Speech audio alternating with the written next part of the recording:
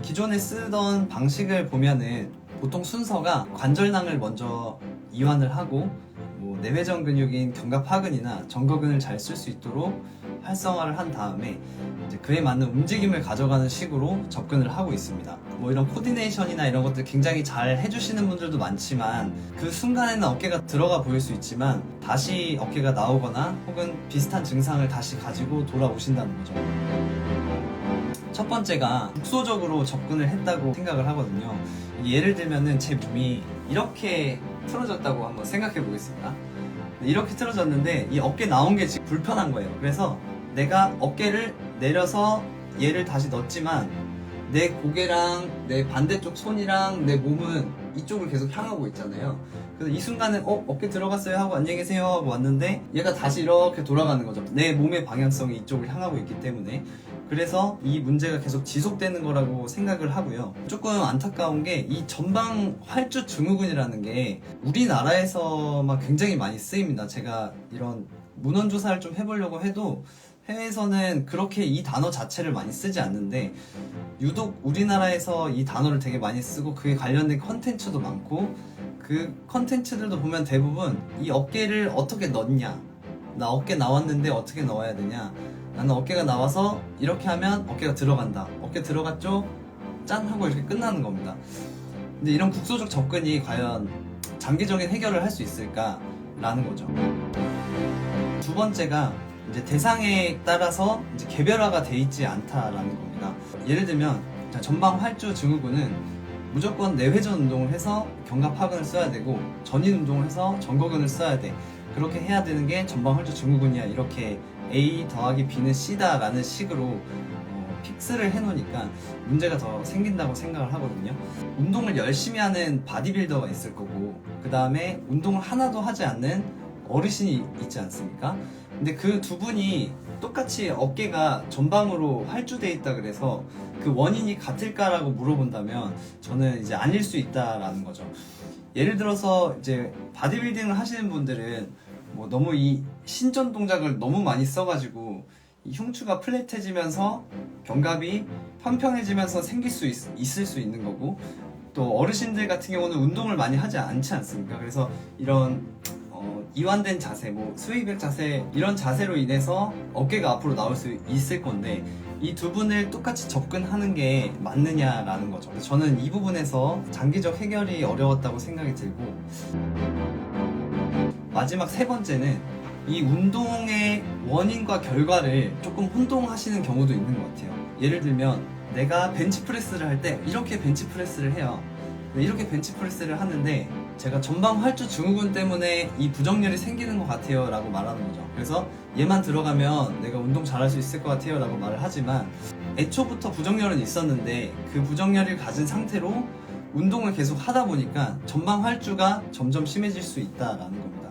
그래서 이런 국소적인 접근이나 개별화나 그리고 운동의 원인을 자꾸 어깨가 나온 거에서 찾는 거 자체가 어떻게 보면 이 해결을 자꾸 어렵게 만드는 원인이라고 생각을 합니다.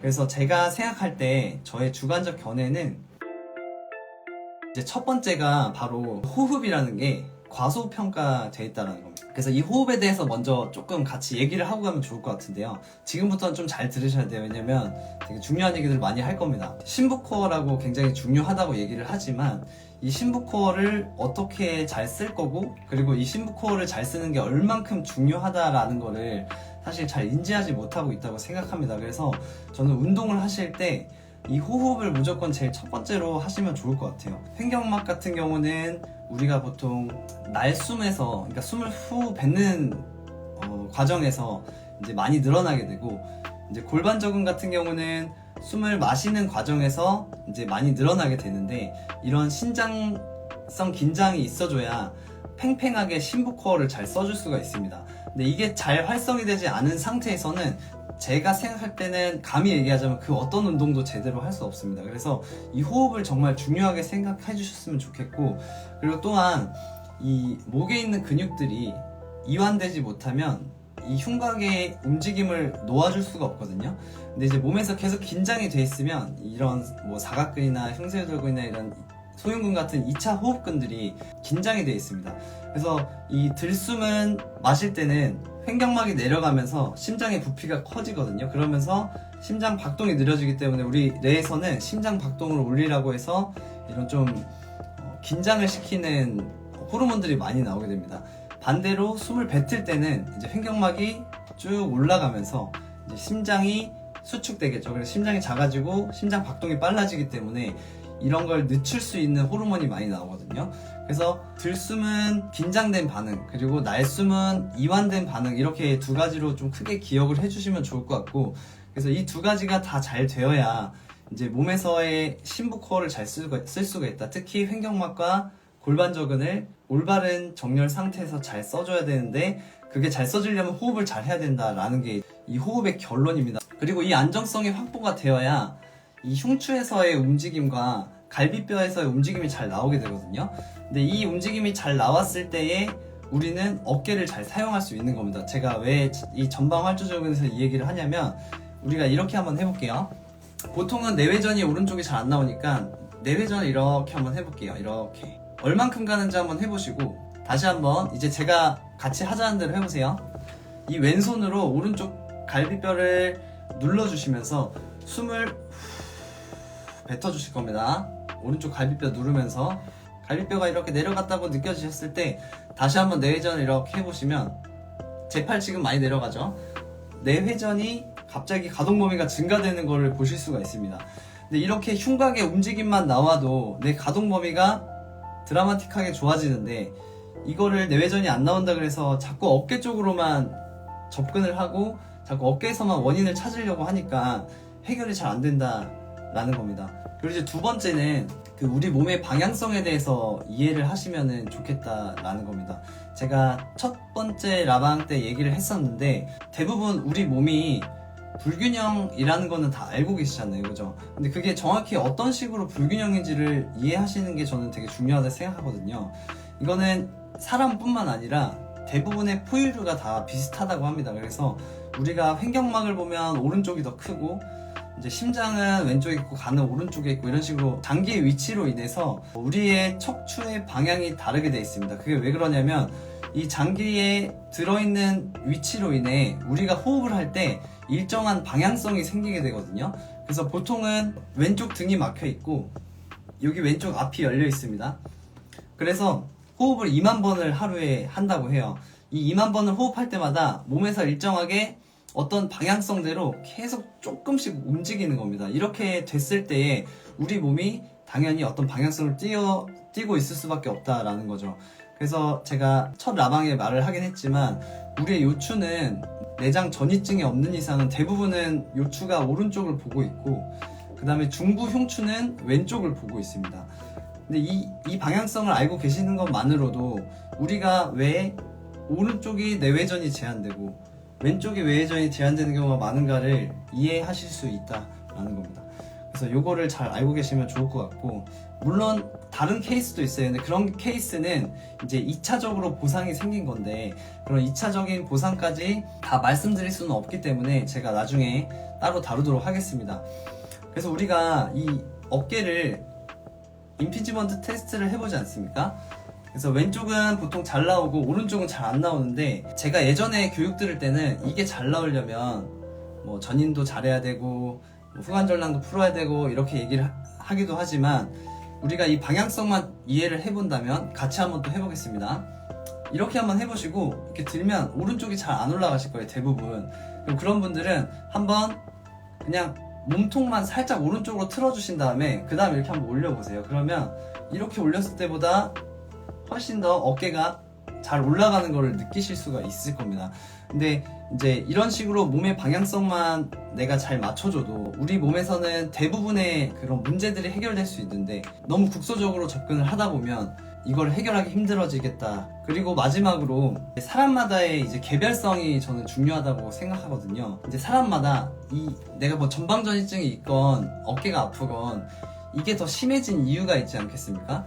뭐 직업 특성일 수도 있고, 아니면 운동 습관일 수도 있고, 어떤 특정 운동을 그립을 잘못 잡고 있을 수도 있고, 여러 가지 현상들이 있을 건데, 이제 그런 것들을 찾는데 시간을 많이 써야 된다는 거죠.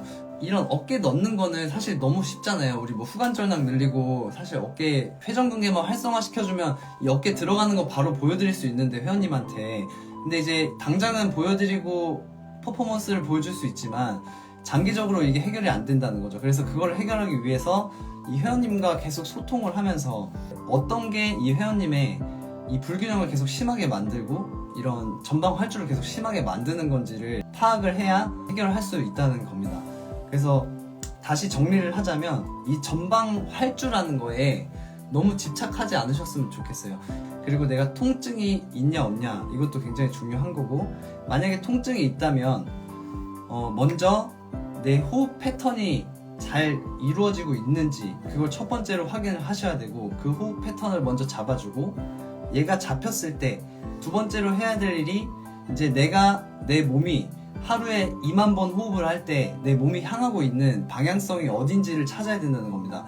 그래서 내가 상체는 뭐 왼쪽을 향하고 있고 골반은 오른쪽 뒤로 향하고 있다. 보통 이게 대부분이겠지만 이런 식으로 이제 방향성을 가지고 있는데, 이 방향성에 저항할 수 있는 보조 운동을 뭘 알려줄 거냐. 그럼 나는 이 방향성에 맞게 내 몸을 먼저 활성화할 수 있는 보조 운동을 알려주겠다. 그리고 알려주고 나서 마지막으로 해야 될 게, 이 사람의 직업적 특성이라든지 이 사람의 불균형을 심하게 만드는 운동 자세라든지, 뭐 원암 덤벨로우를 뭐 너무 강하게 한다든지, 아니면은 이 사람 팔꿈치 각도에 맞지 않게 랩풀다운을 하고 계시다든지, 이런 것들이 있지 않겠습니까? 그런 것들을 수정을 해서 가장 근본적으로 그것들을 해치는 것들을 하나씩 제거해 나갔을 때 이제 완전하게 이 사람의 불편감이나 전방 활주 증후군이라고 하는 것들을 해결할 수 있겠다라는 게 저의 결론입니다.